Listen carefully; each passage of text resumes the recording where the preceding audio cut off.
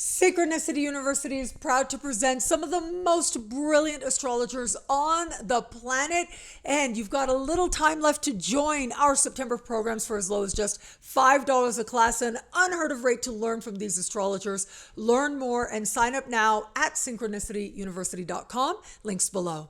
Hello, fabulous superstar Aries. Welcome to your horoscope for the month of August 2025. I am your astrologer, Nadiya Shah. Thank you for being here. Well, myself and many other astrologers have been talking for years about what is called the Great Sexile.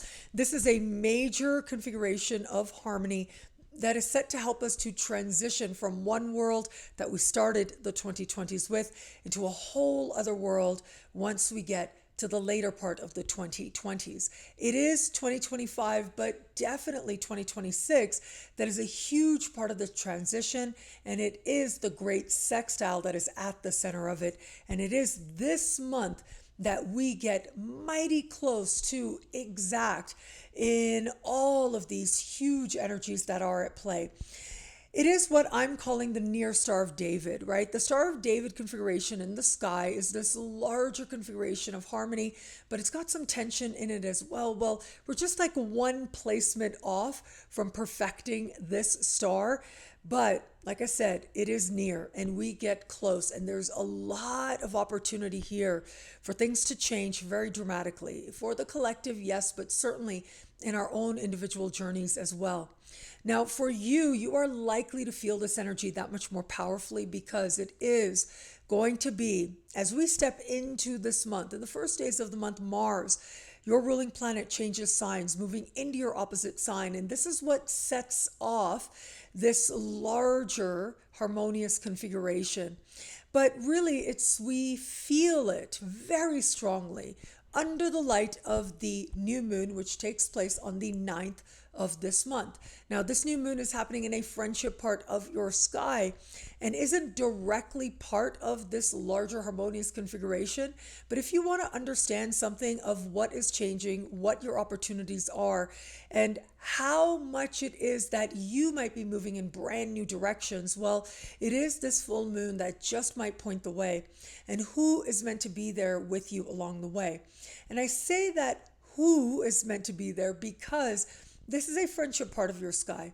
It has to do with your social connections with other people, and it also has to do with group endeavors, where it is that you gather with other people, whether socially, professionally, or otherwise.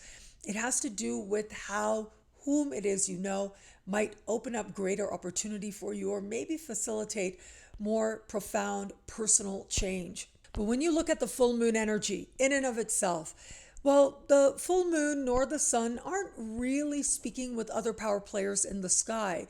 It is that larger harmonious configuration at play that still ends up being significant, but that full moon, there's an isolating quality to it in how it is that it just sort of exists on its own. So there might be a lot happening with friends. There might be social invitations right about now, but I think for you in particular, given that this larger configuration, the Great Sextile configuration, does involve Saturn and Neptune in your sign, and later in the month, Saturn and Neptune will speak in harmony with Uranus, an incredibly important, rare alignment that is set to take place. Well, all of these things happening this month does suggest that whatever might be happening with friends, however significant, so much of whatever is important to you now, the most important stuff, really is about you and your understanding of where your responsibilities actually lie and to whom it is that you are obligated and where it is that you're just not. It has to do with taking a more mature understanding of what you've built in life and where it is that you'd next desire to go. Saturn in your sign always invites us to take ownership for our happiness. And when it is Saturn in your sign in particular, it invites you to consider that there is this one incarnation.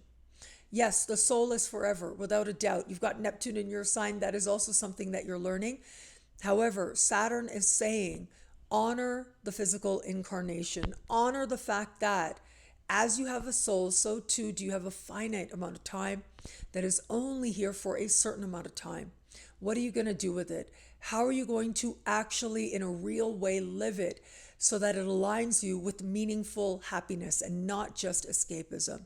And that's going to be part of the exploration. But at least with a month like this, you're welcoming in some new ideas, greater understandings into just what it is that's going to help you to feel more stable and secure within, and how that then can be part of building a sense of meaningful self-respect in just about every area of life going forward from here. It is going to be on the 11th of the month that Mercury will officially go direct in a heart-oriented part of the sky. Just when you thought you knew what you really wanted, what's going to make you happy, what'll bring you joy, I think in the days following Mercury Direct is when you're likely to see it all very differently, in some cases in an instant.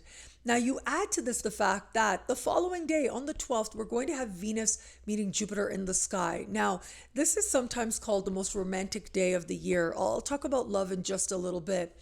But this is happening at the foundation of the chart. Venus and Jupiter getting together maximizes blessings. And in this part of the sky, it brings healing, blessings, forgiveness to your past, to your family of origin, your parents in particular. But it also has to do with your living situation and how you feel about it, what's working for you there and what isn't. Now, Mercury is newly direct, which means all still might not be as it seems. As much as I would like to say, Mercury direct, that's it, it's a light switch going on. It's more a time of some culmination where we are being awakened to maybe some assumptions or plans that we had over the last few weeks. Well, it just ain't that anymore. And for you, the things you thought that were going to fulfill you, they just might not cut it. They might not be as meaningful, or you're just seeing it all very differently. You're thinking more clearly, but your heart is thinking differently and more clearly as well in the process. But the key, the healing, the happiness, the hope is really found at your roots, and however it is that you understand that to be. Truly miraculous turnarounds become possible in these home, past, family areas that I mentioned. And so, yes, this energy might feel near miraculous, but it is an energy ultimately of change. And it is Jupiterian energy, which means you've got to take action to make it count for something. That doesn't mean you'll necessarily take the right action. Like I said, Mercury will be standing still in the sky, just going direct. But any action taken from a place of faith is likely going to be something that at least allows you to tap into some of the more promising energies of this time, especially where it comes to things like your living situation and your relationship with your family of origin. August 23rd features a new moon, and this new moon, again, so fascinating. It is happening at the very beginning of its sign. Next month is eclipse season, and next month we are going to have a solar eclipse in this same part of the sky, but that eclipse will be at the very end of this part of the sky. And so what that suggests is, on the one hand, this is a new moon at 0 degrees. 0 degrees is a bit tricky because it is a beginning, but it's like we don't really know what it is that's starting. It's just too new an energy. And then it's a new moon, which in and of itself would suggest a brand new beginning. Now, for you, this new moon is taking place in a part of the sky that has to do with your daily life, your work life. Your clients, customers, coworkers are covered here, your day job. But it also has to do with your sense of well-being, how well you take care of you, and where is it that perhaps you're learning to take better care of yourself as well. Now, this idea of not knowing what this new moon is really going to mean for us until it just shows up seemingly out of surprise, out of nowhere, is that much more highlighted. Because on the one hand, this new moon is square Uranus, which means it is a conversation of tension with Uranus that is playing out at this time, which is a wild card factor, a surprise factor that feels like it comes out of nowhere. And for you, Uranus newly stepping into a part of the sky for you that has to do with being out and about in your neighborhood. It has to do with finding yourself in a certain place at a certain time. It really is the random, the spontaneous that feels like it catches you off guard. But another layer to this is the fact that it is this new moon that is in a rare configuration called a yod configuration. Now, the yod configuration is when two planets sextile each other, are both quincunx, another placement. It looks as if there's a point playing out here. It's literally like a finger playing out that is pointing towards one particular planet or placement. And in this case, it is the new moon, and it's Pluto and Neptune and Saturn that are a key part of this larger yod configuration. This energy is one of surprise as well. It's energies that come up seemingly out of nowhere. You have to make adjustments, but you're able to resolve the energy very quickly as well. And so ultimately it is promising, but these are big, heavy energies. All of the big outer planets are involved here: Saturn, Neptune, Uranus, and Pluto with this new moon energy, which does suggest it is one of consequence.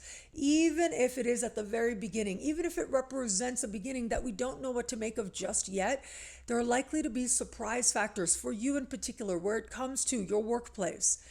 New people coming in, new clients, new customers, new coworkers.